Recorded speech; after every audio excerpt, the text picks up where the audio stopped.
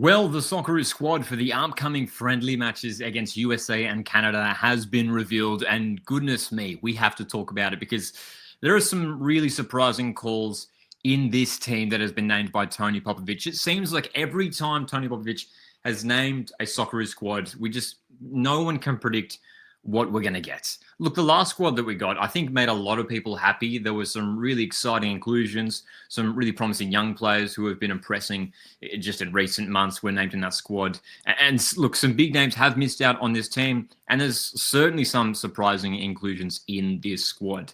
Let's just go through position by position, and I think we'll do it that way. Starting off with the goalkeepers, I think we're all not surprised to see Matty Ryan return. It's great that he's settled into his new club there at Levante, doing a pretty decent job there already, starting regularly for that club in La Liga, which is great to see. Obviously, you've got Izzo and Gauci there. We know Paul Izzo was so impressive in those couple games against New Zealand. And again, a lot of people not necessarily expecting Izzo to get minutes in those games. I think we were all thinking that Joe Gauci was that next goalkeeper in line, but Paulies are really impressed against New Zealand. So really competitive, that goalkeeper position right now. The wingback positions, Karacic, Miller, and we've got Jordi Boss there as well. No Sammy Silvera, he drops out. We did see Silvera play at right wing back in game 1 against New Zealand last month. But Karacic comes back in. I mean, he was named in the last squad, but did pull out due to injury. But again, deserves his spot there. I was hoping to see Jacob Italiano in the squad. He was someone that I predicted earlier this week that maybe we could see push into the team, considering he's been playing regularly over in Austria. But of course, Jordi Boss is there, and we know Kai Rolls can even play in left wing back, as he did against New Zealand.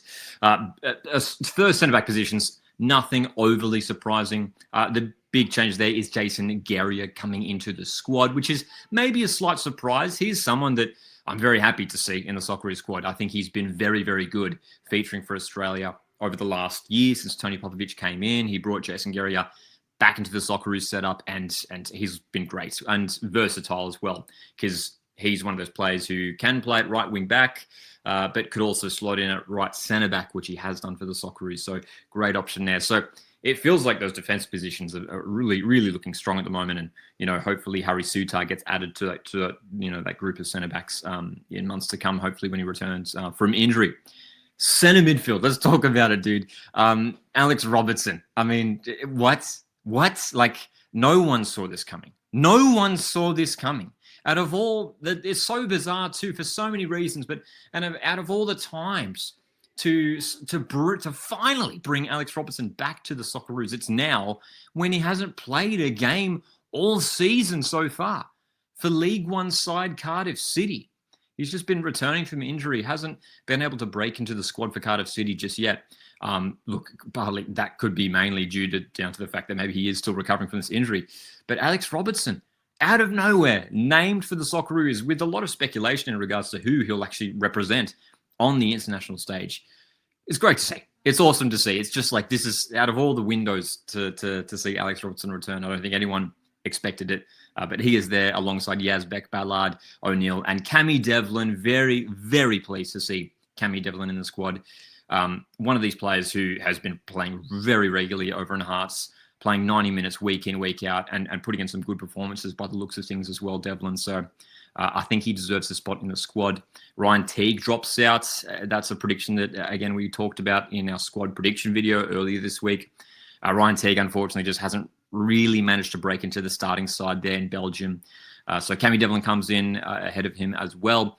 And then the forward positions. You look at, first of all, we'll talk about those sort of attacking positions and the wide roles there. Metcalf is there once again, as well as Boyle and Hrustic, so you got a lot of experience there. Aaron Kunda, impressed in Game 2 against New Zealand specifically, so he's there once again.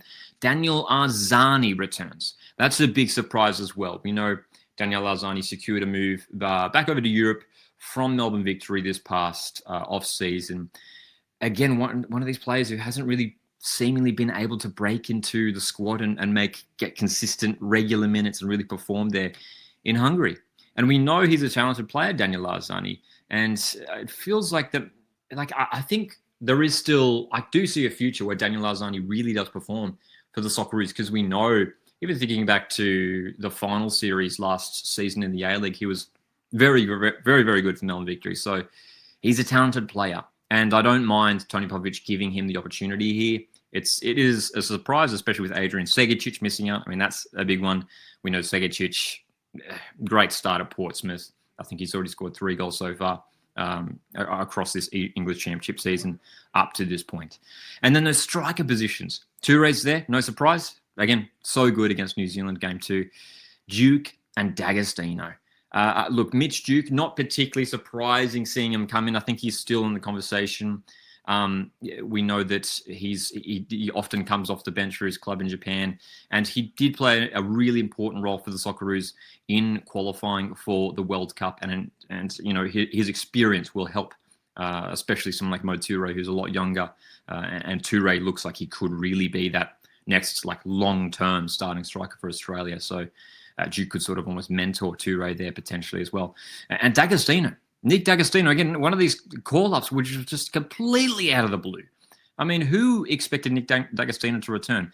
I'm saying that, not doubting his quality. Again, one of these players who we know has the potential, has the ability, and a huge opportunity here for some of these players who have not necessarily playing regularly so far this season for their club sides. Tony Popovic has given them a platform here, and I don't mind it. He's given them a platform here to say, look, I still think you're good enough to play for the Socceroos and potentially play at the upcoming World Cup. There is an opportunity for these players here to perform, and hopefully Tony Popovic actually gives them minutes on the field, because you know some of these guys might not actually play in these games, as we saw with Adrian Segic in the last window. But look, I don't mind it. A couple of friendly games coming up. We're still a fair way out from the World Cup, and I think this is what we'll see for these next couple windows, maybe before we enter 2026. A little bit more experimentation, rotating things around, you know, bringing in some players who are maybe on the fringe for the Socceroos. So I almost don't think that Tony Popovic has gone into this window here named Australia's strongest squad. Again, nothing against the players who have been called up. They're just, I think we can all agree there's some more informed players at the moment that are available for the Socceroos. But he's giving these players a platform to perform here for Australia, and I don't mind it. Hopefully they do step up and take their opportunity. It is a good squad overall. There's plenty of talent there. And it's a big test coming up against Canada and USA, two host nations of next year's Men's World Cup. And hopefully we get some positive results. But yeah, man, I think as we enter 2026, hopefully, like in my view, that's when we should be naming full strength squads. There shouldn't really be any top players missing out for me. I think these next few months, Tony Popovic will really figure out the key players that need to feature for the Socceroos going forward, heading into the World Cup. And hopefully we do have that consistent starting 11 really gelling together throughout 2026, leading into the World Cup next year as well. So what do you guys make of this squad? Some prize inclusions, that's for sure. But hey, we got to trust Popper. We got to trust Popper. Haven't lost a game under him so far. Got to trust what he's doing. Obviously, it's disappointing to see some top talent miss out. It's a slightly new look squad. But hey, I'm here for it. Let me know what you guys think in the comment section. Thanks so much for tuning in. My name is Lockie, and I'll see you in the next one.